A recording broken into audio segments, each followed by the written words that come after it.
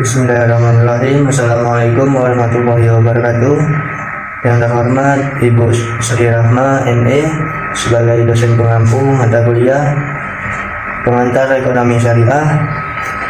Sini kami dari kelompok 1 akan mempresentasikan hasil PPT kami yang berjudul Distribusi Islami yang beranggotakan saya Aziz Al-Faris, Dewi Aulia Fitri, Ella Yulia Safitri, Habib Siregar, Syarifuddin, dan Zada Rahma. Baiklah, langsung saja materi yang pertama akan dibacakan oleh Syarifuddin. Kepada Syarifuddin kami persilakan. Latar belakang, distribusi merupakan salah satu aktivitas perekonomian manusia di samping produksi dan konsumsi. Dorongan Al-Quran pada sektor distribusi telah dijelaskan secara eksplisit.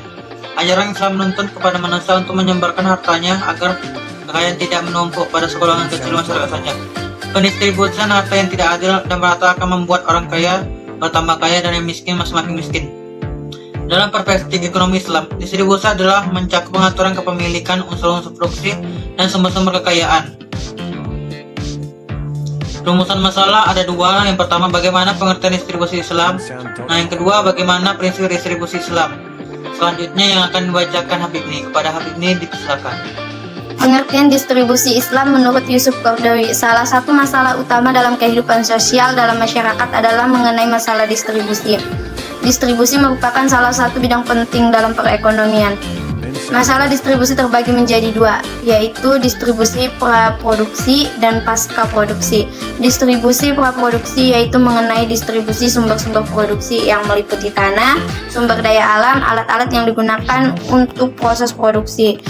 Dalam Al-Quran Surah Al-Hasr ayat 7 menerangkan, Bismillahirrahmanirrahim, Ma afallahu ala rasulihi min ahlil qura falillahi wali rasuli walidhil qurba wal yatama wal masakini wa banas sabil kaila yakuna dhulatan bainal a'niya'a minkum wa ma atakumur rasulu fakhuzuhu wa ma nahakum anhu fantahu wattaqullah innallaha syadidul iqab, yang artinya apa saja harta rampasan atau fai yang diberikan Allah kepada Rasulnya atau harta benda yang berasal dari penduduk kota-kota maka adalah untuk Allah, untuk Rasul, kaum kerabat, anak-anak yatim, orang-orang miskin dan orang-orang yang dalam perjalanan, supaya harta itu jangan beredar di antara orang-orang kaya saja di antara kamu.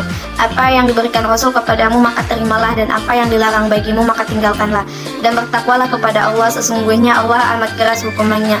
Quran Surah Al-Hasr ayat 7. Baiklah, selanjutnya akan dijelaskan oleh Zada Rahma.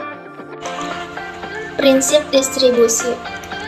Prinsip distribusi agar harta tidak hanya beredar di golongan orang kaya saja, maka ada prinsipnya, yakni A. Larangan riba dan gharar, B. Keadilan distribusi, C. Konsep kepemilikan dalam Islam, D. Larangan menumpuk harta. Saya Ella Yulia Safitri akan melanjutkan materi kepemilikan dalam ekonomi Islam. Dibagi menjadi 3, yaitu 1. Kepemilikan umum kolektif properti. Kepemilikan umum meliputi semua sumber, baik yang keras, cair, maupun gas, minyak bumi, dan besi. 2. Kepemilikan negara. Stati properti. Kepemilikan negara meliputi semua kekayaan yang diambil negara seperti pajak dengan segala bentuknya serta perdagangan, industri, dan pertanian yang diupayakan negara. 3. Kepemilikan individu. Kepemilikan ini dapat dikelola oleh setiap individu atau setiap orang sesuai dengan hukum atau norma syariat.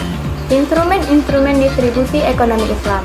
Pertama, zakat. Zakat secara bahasa berarti tumbuh, bertambah, bersih, dan baik.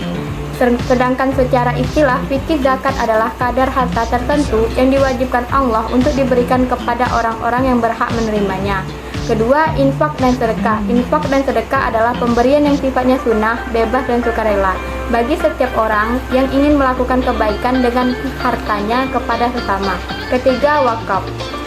Wakaf adalah perbuatan hukum wakif untuk memisahkan atau menyerahkan sebagian harta benda miliknya untuk dimanfaatkan selamanya atau untuk jangka waktu tertentu sesuai dengan kepentingannya guna keperluan ibadah dan kesejahteraan umum sesuai syariah.